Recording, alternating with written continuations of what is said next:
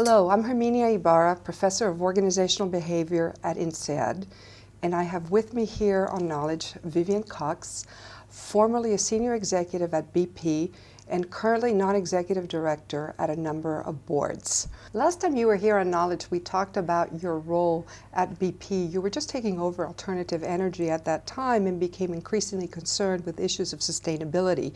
After BP, you went on to chair Climate Change Capital, and so I'm curious to know, now in your role as chairman of a board, as non-executive in a number of boards, what role is there for the board in terms of sustainability?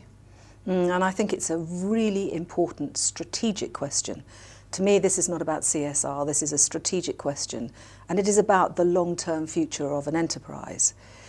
When I was at BP and in alternative energy, it was about renewable energy. But since then, my interests have grown to extend much more to how you make your business sustainable in an environmental sense, in a social sense, in a civic society sense. How do you make your enterprise sustainable? And that's a set of concerns that I take with me into all the boards that I'm part of.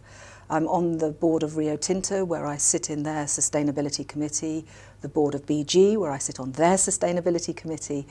And Vallourec has an approach which has been very much driven from an engineering focus. How can we consume less water, less energy? These are all very good, important dimensions. I want to extend that now to think about the broader dimensions of sustainability.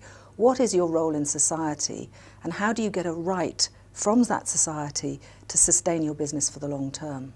What would be some examples of some of those areas? I mean, it sounds like you're talking about the general topic of corporate social responsibility, but I know it's broader than that today. What would be an example of a strategic issue a company really needs to think through in order to be sustainable? So very often corporate social responsibility is done as something on the side by the CSR department.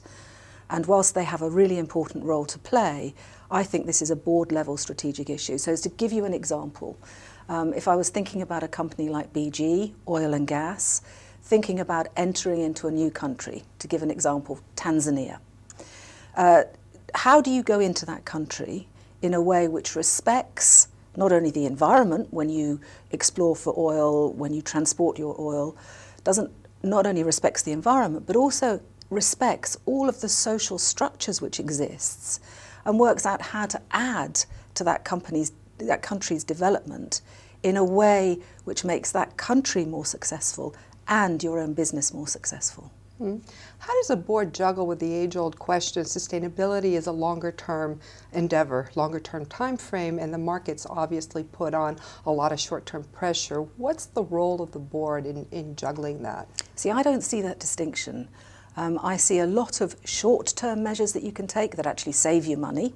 So, they're the classic things about energy efficiency, saving water, saving resource recycling, and so on.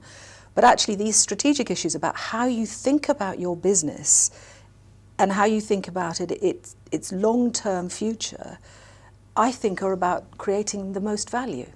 And I think they do reflect in short-term value in the end.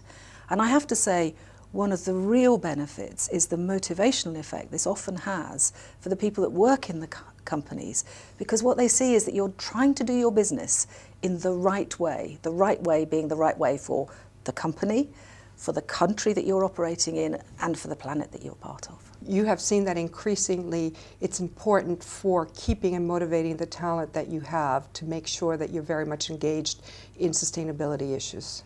It's very much about motivation, but as I say, I think it's also about good strategy.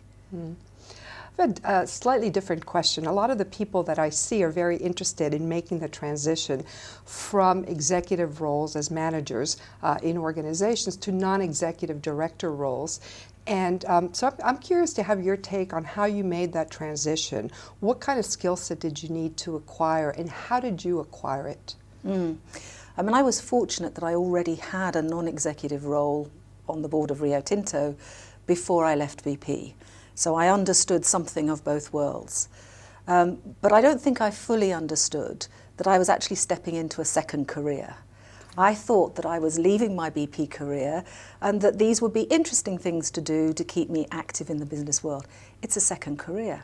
And now taking on a chairman role very much is extending that career. And it's a second career that I found I have to take very seriously. I have to think about different sets of skills, different ways of operating, different ways of working. For example, what are some of the big differences that maybe surprised you? Yes, so what I loved in my executive career was having teams of people around me, businesses to run and lead and manage in the sense of giving real direction and focus to the activities. What I've learnt now, I really love, is asking the questions to help other people frame that. So challenging, putting the alternative perspective, checking where the downside risks might be, all the biases that we exhibit as CEOs, that confirmation bias, everything reinforces what we already know. To sit on a board and say, but have you thought about what could go wrong? Have you thought about what the risks are? What's an alternative way of saying? Just having that different perspective. And it requires you to think more deeply. What advice would you give to people who are interested in making that transition for how to prepare themselves to be able to do that effectively, to direct a board effectively? Well, first of all, don't take it lightly. Prepare yourself seriously and thoughtfully because it is a different role. Take advice from others because there's plenty of experience out there of people who've done it. And I think it is important to take small steps.